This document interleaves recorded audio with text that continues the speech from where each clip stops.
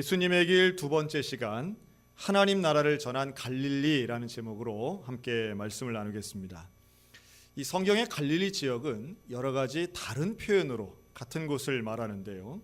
예를 들면 기네렛 호수라든가 혹은 디베랴 바다라든가 이런 다양한 표현으로 기록이 됩니다. 먼저 이 기네렛이라고 하는 것은 손으로 타는 수금 하프를 얘기하는데요. 이 갈릴리 호수 생긴 것 자체가 이렇게 둥그스름한 하프 모양으로 생겼다. 이래서 기네렛 호수라고 불렸고요. 또 디베랴라고 하는 것은 당시의 황제 이름이기도 하고 후대죠. 그리고 그 지역의 가장 큰 도시인 티베리아스를 상징하는 의미이기도 합니다. 즉 티베리아스 지역의 큰 호수, 그래서 디베랴 바다가 됩니다. 또 하나의 질문이 있죠. 갈릴리는 과연 호수인가 바다인가? 라는 거죠. 오늘 우리의 관점으로 보면 분명히 호수입니다. 왜냐하면 갈릴리는 짠물이 아니기 때문입니다. 오늘날의 바다의 기준은 그 물에 있는 염도를 가지고 측정합니다. 그리고 물론 조수간만의 차 같은 것도 기준이 되지만 그 물이 짠지 안 짠지. 그런데 갈릴리 물은 짜지 않아요. 그냥 민물 담수입니다. 그런데 왜 성경에는 바다라는 표현을 쓸까? 그것은 2000년 전 사람들이 볼 때는 그러한 어떤 물의 종류보다도 눈으로 보여지는 크기에 따라서 이만하게 크면 이건 바다다라고 생각을 했다는 거죠. 그래서 지중해는 큰 바다, 갈릴리는 좀 작은 바다, 이런 정도의 개념을 가지고 아주 자연스럽게 갈릴리를 바다라고 표현한 겁니다. 얼마나 넓은지 사람들이 바다라고 표현한 그 갈릴리 호수를 보면서 그런 생각이 들더라고요. 소양호보다 이게 클까 작을까? 우리 같이 호수가 있는 지역에 사는 우리들 입장에서는, 근데 우리 권사님들이나 장로님도 딱 봤을 때는 이게 뭐가 더 큰지 모르겠다 할 정도로 커 보였습니다. 그래서 제가 조사를 한번 해봤습니다. 우리 소양호는 대한민국에 있는 최대의 인공호수입니다. 가장 큰 인공호수, 소양강댐이 세워지고요. 그리고 수면 직선거리 60km, 굴곡 수면거리 120km, 그리고 면적은 70제곱킬로미터고 저수량은 29억 톤입니다. 이렇게 해도 사실 감은 잘 안 와요. 그리고 해수면 그 수면의 깊이는 약 100m 정도 되고요. 그리고 최근에 아주 화제가 됐죠. 다른 데 강들은 보를 막아서 녹조가 생겼는데 소양호만큼은 1년에 3분의 2를 가둬놔도 녹조가 발생하지 않았다. 그 원인은 복잡하긴 한데 한마디로 얘기하면 그만큼 물이 깨끗하고요. 유입되는 물들도 어떤 다른 소위 말해 양식장 같은 게 없어서 아주 깨끗한 물이 들어와서 가둬놔도 녹조가 발생하지 않았다. 아주 최근에 좀 화제가 됐던 칼럼이었습니다.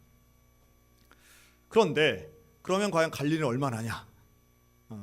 갈릴리는 일단 물이 있는 면적이 166제곱킬로미터입니다. 크기만 놓고 보면 소양호의 2배가 넘습니다. 상당히 큰 거죠.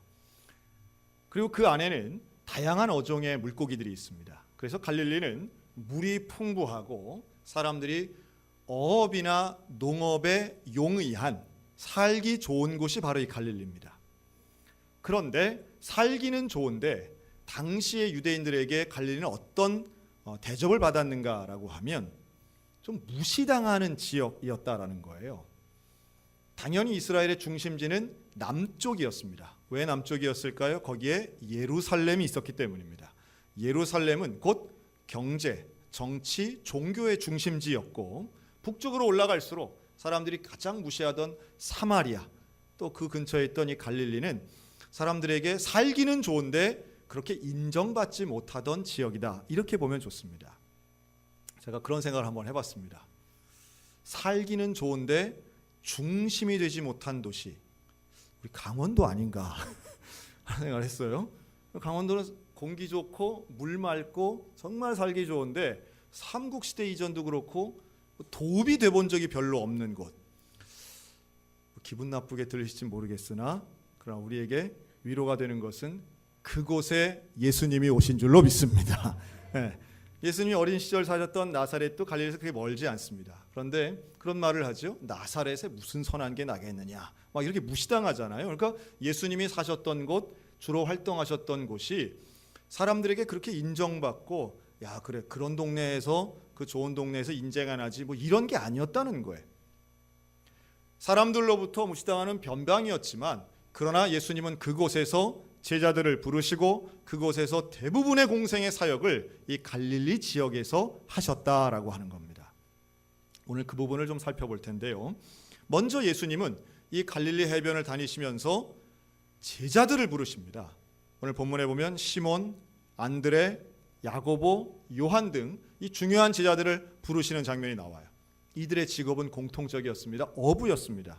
그물을 던지다가 혹은 그물을 깁다가 예수님을 만나고 이들은 즉시 그 그물을 내려두고 아버지를 두고 품꾼들을 두고 예수님을 따라가게 됩니다.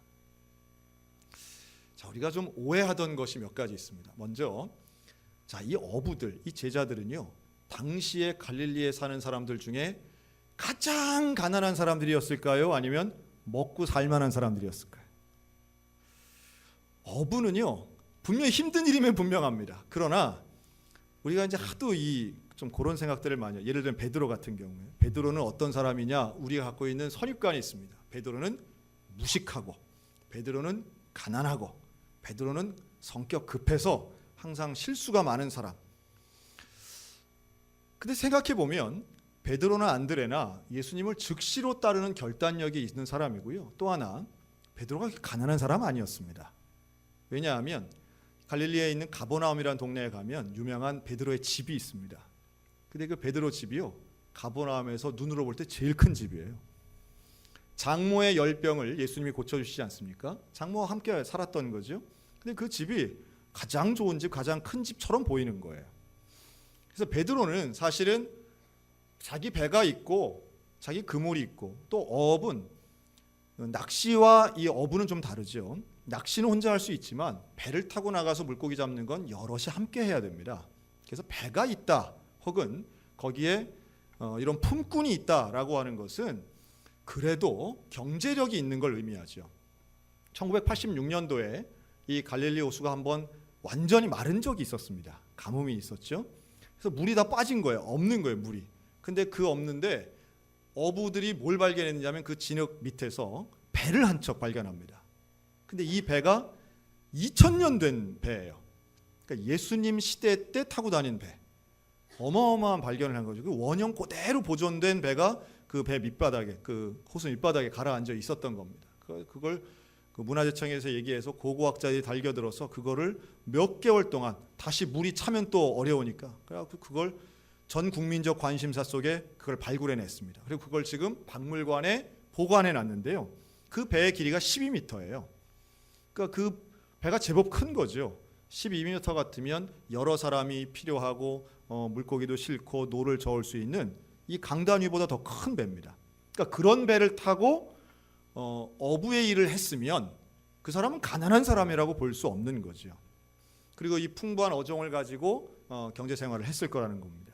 그래서 어쨌든 이런 제자들이 예수님의 부름에 즉각 따라갔다는 것은 이들이 가난하고 먹을 게 없어 따라간 것도 아니고요, 할 일이 없어서 혹은 미래에 대한 소망이 없어서 예수님 따라간 것이 아니라 직장이 있고 직업이 있고 경제적 기반이 있었지만 이걸 내려놓고 예수님 따라가는 게 더 중요하다고 판단하여 믿음을 가지고 결단했다라고 하는 겁니다. 물론 여기에는 예수님 따라가면 지금보다 더 나은 어떤 특별한 삶이 있을 거라고 하는, 당연히 그런 생각이 있었겠죠. 첫 번째 제자였던 안드레가 대표적입니다. 이 안드레는요, 잊지 말아야 될 건 이 안드레는 원래 세례 요한의 제자였습니다. 요한을 따라다니다가 내 뒤에 오실 그분에 대해 얘기를 들은 거죠. 예수님에 대해 말씀을 들은 안드레는 예수님을 따르기로 결단하고 형제들을 전도합니다. 여러분, 왜 세례 요한을 따르고 왜 예수님을 따랐을까요? 이들의 관심에는 정말 급변하는 이 시대에, 또 로마의 압제하에 있는 이 민족의 어려움 속에 어떻게 하면 더 나은 삶을 살 수 있을까라는 고민을 했다고 저는 믿습니다. 그리고 그런 고민 가운데에 이들이 내린 결정은 예수님을 따라가는 거죠. 즉시로 일어났습니다. 그리고 이들의 결정은 결국 예수님을 따라가면서 3년 동안 함께 생활하며 예수님을 통한 놀라운 것들을 보게 됩니다. 예수님의 공생애 생활 대부분이 그 갈릴리 주변에서 이루어집니다. 그런데 그 공생애를 한마디로 표현하면 전 세 단어로 한번 표현하고 싶은데요. 한번 따라 하실까요? 먹이고, 고치고, 가르치셨다. 먹이고 고치고 가르치신 거예요. 먹이고 고치고에는 예수님의 기적에 대한 이야기를 우리가 이해할 수 있습니다. 예수님이 얼마나 많은 기적을 그 갈릴리 주변에서 하셨는지 몰라요. 거의 가는 곳마다 기적을 일으키셨다 해도 과언이 아닙니다. 먹이는 기적이야말로 대단한 거 아니겠습니까?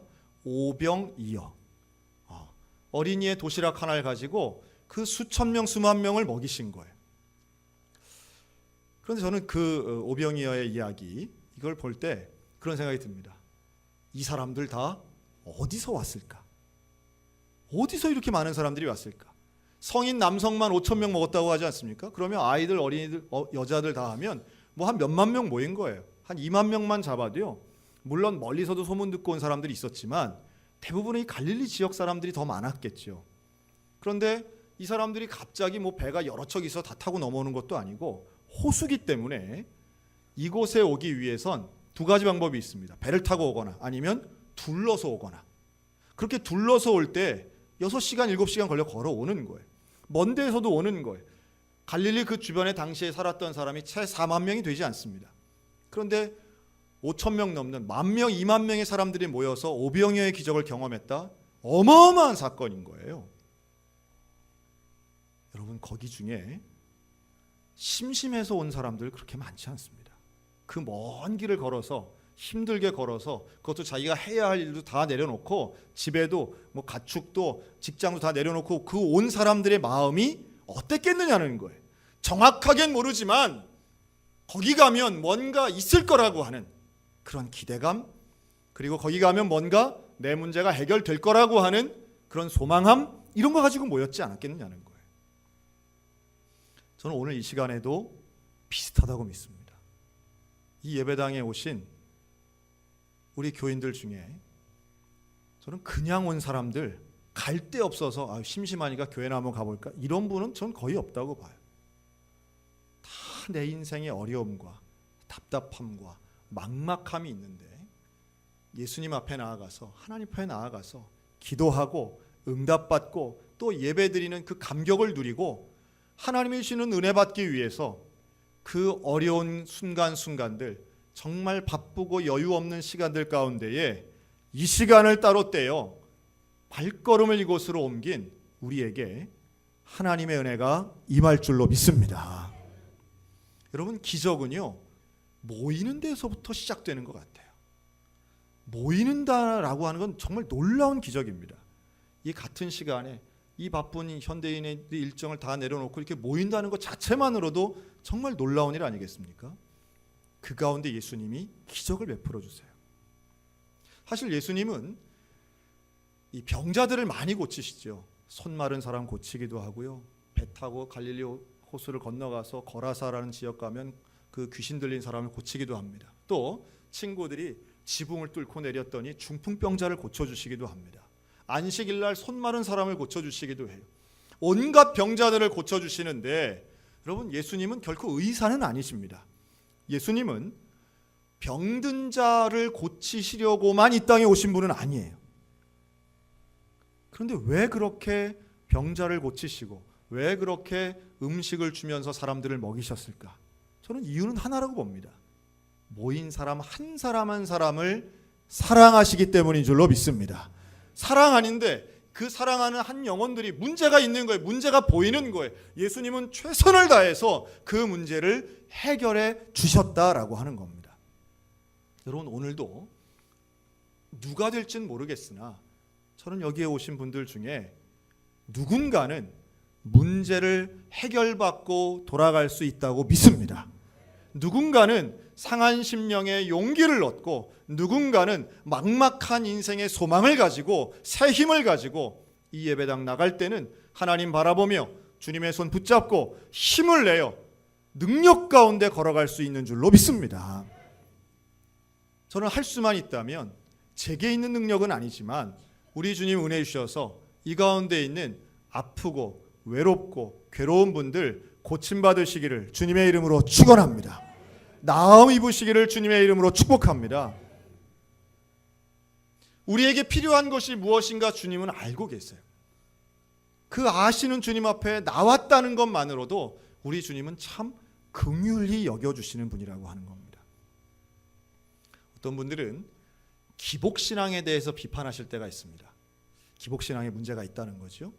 그러나 하나님 앞에 나오면서 복을 비는 행위는 이건 잘못된 것이 아닙니다. 하나님 앞에 복을 비는 거예요. 하나님 내 문제를 해결해 주세요. 하나님 내게 복을 주세요. 다만 그 기복에서까지만 멈춰 있다면 그것은 다른 종교나 혹은 좀 심하게 이야기하면 우상을 섬기는 사람과 별로 다르지 않은 거죠. 복을 비는 기복적인 요소는 분명히 우리 신앙에 필요하고 있어야 되지만 우리 주님은 여기서 더 본질적인 걸 말씀합니다. 주님은 주시는 분이에요. 베풀어 주시는 분이에요. 나누어 주시고 또 사람들을 먹여 주시고 고쳐 주신 분. 하나님의 나라는 바로 이렇게 베풀고 나누어 주는 것에서 임하는 줄로 믿으시기 바랍니다. 이 갈릴리 호수에 물을 대는 이 수원지가 있습니다. 물이 어디서부터 오느냐 하면 더 북쪽으로 올라가면요, 헬몬산 또 골란고원 이런 데에서부터 물들을 내려옵니다. 그러니까 헐몬산의 이슬 이런 표현이 있죠. 바리아스 폭포 이런 데서부터 막 이제 물들이 모여져서 이 큰 갈릴리 호수가 되는 거예요. 자, 그런데 요즘 이 골란고원이 이 세계적인 그 관심사로 떠올랐습니다. 원래 이 골란고원 지역은 갈릴리하고 딱 붙어 있는 이 동북쪽에 있는 아주 넓은 지역입니다. 아주 물도 많고 자연도 풍성한 열매도 많이 맺히는 곳인데요. 여기가 원래는 시리아의 영토였는데 1967년도에 중동 전쟁을 통해서 이스라엘이 이 골란고원을 뺏은 거예요. 뺏어가지고 지금까지도 이제 유지하고 있습니다. 가지고 있어요. 항상 국경 분쟁이 쉬지 않고 일어나는 곳입니다. 그런데 최근에 지난주였죠. 미국의 트럼프 대통령이 이 골란고원은 이스라엘의 땅이다 하고서는 아주 공식 문서에 사인을 했습니다. 근데 이게 왜 문제냐 하면 이게 유엔의 법규에 위반되는 거예요. 유엔은 2차 대전 이후에 전쟁, 무력을 통해서 영토를 얻는 것을 인정하지 않는 것을 원칙으로 하고 있습니다. 이제 그래야 이 전쟁을 통해서 영토 확장이라든가 이게 근본적으로 막을 수 있기 때문이죠. 예를 들면 뭐 러시아가 크림반도를 침공한다든가 아니면 중국이 남중국해를 막 공격해서 자기 걸로 만드는 것, 이게 세계에서는 그거 인정하면 안 된다라는 겁니다. 그런데 난데없이 미국이 여기다 사인을 한 거예요. 왜 그랬을까요? 미국과 이스라엘의 이익을 위해서 이분들이 이제 결정을 한 거죠. 사실은 더 갖기 위해서, 더 이득을 위해서 이들은 협력을 하고 있습니다. 그랬더니 주변에 있는 아랍국들이 난리가 났어요. 평소에 관계도 안 좋았던 시리아, 이란이 위에서 수니파의 연합을 가지고요, 아래쪽에선 이집트를 비롯해서 이 아랍에미레이트까지 이 시아파들이 또 협력을 해가지고 야, 우리 아랍권이 뭉쳐야 된다. 미국이 저렇게 영토를 인정하면 우리 큰일 난다. 야, 제가 보면서 원수도 이득 앞에서는 다 이제 하나가 되는구나 하는 걸 보게 됩니다. 더 가지려고, 더 이득을 취하려고 전쟁했던 사람들도 이익 앞에서는 하나가 되더라고요. 그러나 우리 주님의 원리는 주는 거예요. 주는 거예요. 베푸는 거예요. 갈릴리 호수는 요단강을 통해서 내려가게 됩니다. 남쪽으로 내려가요. 그런데 그 내려가다 보면 끝에 뭐가 있느냐 하면 사해가 있습니다. 근데 이 사해는요, 생물이 살 수 없어요. 사해는 너무도 짜서 사해가 이름 그대로 죽음의 바다입니다. 근데 왜 이 사해는 죽음의 바다가 되어서 이렇게 짠 바다가 되었는가 하면 이 사해는 해수면보다 400m나 낮습니다. 전 지구상에서 가장 낮은 지역이에요. 그러다 보니까 여기로 물이 고이면 이 물이 다른 데 가지를 못하는 거예요. 딴 데 가지를 않아요. 그런데 거기는 해수면보다 낮기 때문에 온도도 상당히 높아요. 그러다 보니 여기는 고여 있기만 하고 물은 그대로 증발합니다. 증발하면서 전국에서 온 그 물이 마그네슘이나 소량의 염분이나 혹은 암염에 있던 그 염분만 남아가지고 여기는 전체의 30%가 염분이 너무 짜가지고 어떤 고기도 살 수 없는 곳이 됩니다. 제가 이 사해를 볼 때마다 그런 생각이 들어요. 위로부터는 좋은 물을 받는데 받기만 하고 흘려보내지 않으면 결국은 죽음의 장소가 되는구나. 하나님의 원리는 주라는 거예요. 나누라는 거예요. 베풀라는 거예요. 그런데 받기만 하고 남에게 주지 않으면 결국은 죽는 사해 같은 존재가 되어버리는 거지요. 사람은 늘 자기가 받는 이익에 관심이 많습니다. 그러나 하나님의 나라는 주는 나라이고, 하나님의 나라는 베푸는 나라고, 하나님의 나라는 생명 살리는 나라인 줄로 믿습니다. 그 하나님의 나라를 우리 주님은 전파하세요. 그래서 병자도 고치고 오병이어의 기적도 일으키셨지만 결국 예수님이 하신 일은 하나님의 나라를 선포하신 겁니다. 하나님의 나라를 가르치신 거예요. 그래서 마태복음, 마가 온갖 복음서에 가장 많은 가르침은 결국 하나님 나라 천국에 대한 그 복음에 대한 가르침입니다. 이게 왜 중요하냐 하면, 여러분 오병이어의 기적을 맛봐서 음식을 먹었다고 가정을 해보세요. 다음 날 되면 배가 다시 고파요, 안 고파요? 오병이어가 있어도 다음 날 되면 또 배가 고픈 거예요. 자, 오늘 병치료를 받았어요. 기적과도 같이 신유의 병치료를 받았습니다. 그러면 그 사람은 앞으로 어떤 병도 안 걸리나요? 아니면 또 다른 병 걸릴 수 있나요? 걸릴 수 있습니다. 예수님은 영혼을 사랑하셔서 불쌍하니까, 그 문제가 안타까우니까 해결해 주시기도 하고 그 문제를 고쳐 주시기도 하지만 그것은 근본적인 게 아닌 거예요. 오늘 우리들이 다양한 문제가 있습니다. 우리 주님 분명히 그 문제들을 고쳐주시고 해결해 주실 수 있는 능력이 있는 분임을 믿습니다. 그러나 우리에게 있는 개개인의 문제들이 해결된다 할지라도 우리는 또 다른 문제 앞에 직면할 수밖에 없다는 거예요. 오늘이 돈 문제였다면 내일은 건강의 문제가 올 수 있고요. 또 오늘이 건강의 문제였다면 내일 관계의 문제가 올 수 있어요. 우리 인생은 언제나 문제들이 있어요. 그럼 그때마다 우리는 평생토록 문제 있습니다, 고쳐주세요, 이것만 할 것이냐? 그게 아니라는 거예요. 그게 아니고 여전히 문제 앞에 우리는 주님의 은혜가 필요하지만 가장 근본적인 것, 모든 문제를 극복하고 어떤 상황이 온다 할지라도 흔들리지 않고 온전한 삶을 살 수 있는 것, 그게 바로 복음의 능력인 줄로 믿습니다. 그게 바로 하나님 나라의 도래인 거예요. 하나님 나라는 죽어서만 가는 천당이 아니라 하나님의 나라는 주님의 통치하심, 주님과 동행하신 임마누엘의 은혜가 임하는 우리의 삶의 자리가 하나님의 나라가 되는 줄로 믿으시기 바랍니다. 이것을 가르치신 것이 예수님의 교육이고 가르치심이고 선포였어요. 이걸 병자를 고치면서도 말씀하시고 이것을 먹이면서도 말씀하시고 계속해서 가르치셨는데, 안타까운 것은 예수님의 기적에는 그렇게도 반응을 하던 사람들이 하나님 나라의 가르침에는 별로 관심이 없었다는 거예요. 그래서 예수님이 십자가에 달려 돌아가셨을 때에도 제자들은 도망가고 주님 곁에 남아있는 사람은 별로 없었어요. 하나님의 나라에 대해서 이해하지 못하고 하나님의 나라를 믿지 못하고 오로지 기적에만 관심이 있었던 사람들은 제자가 아니라 결국은 팬 같은, 추종자 같은 사람밖에는 안 되는 것이죠. 저는 오늘도 우리 교회가 갖고 있는, 한국교회의 제일 큰 문제점은 예수님의 나라, 예수님의 통치, 그 복음의 능력을 사모하는 제자보다 예수님의 능력, 예수님의 기적에 관심 많은 혹시 추종자들이 더 많지는 않은가라는 거예요. 은혜는 필요합니다. 하나님의 능력도 우리는 간구합니다. 하지만 그보다 더 중요한 하나님의 나라가 우리의 삶의 자리에, 우리의 현장 가운데, 우리의 일상생활 속에 날마다 임하는 은혜를 경험하시기를 주님의 이름으로 축복합니다. 예수님이 부활하셨죠? 부활하신 후에 갈릴리에 오셨습니다. 갈릴리 해변에 오셨어요. 누굴 찾아오셨느냐? 제자들을 만나러 오셨습니다. 여러분, 이 갈릴리에서 처음 만났던 제자들입니다. 그런데 이들이 십자가 그 형틀 앞에서 다 도망간 거예요. 도망가고 베드로도 도망가서 이 갈릴리에 다시 왔어요. 여기 와서 뭐 하고 있었어요? 물고기 잡는 어부가 돼 있어요. 제자로 부르셨는데 다시 어부로 온 거예요. 그런데 그 베드로를 향하여 예수님이 질문합니다. 요한의 아들 시몬아, 내가 나를 사랑하느냐? 주님, 내가 주님 사랑하시는 주님이 아십니다. 내 양을 먹이라. 3번 질문하세요.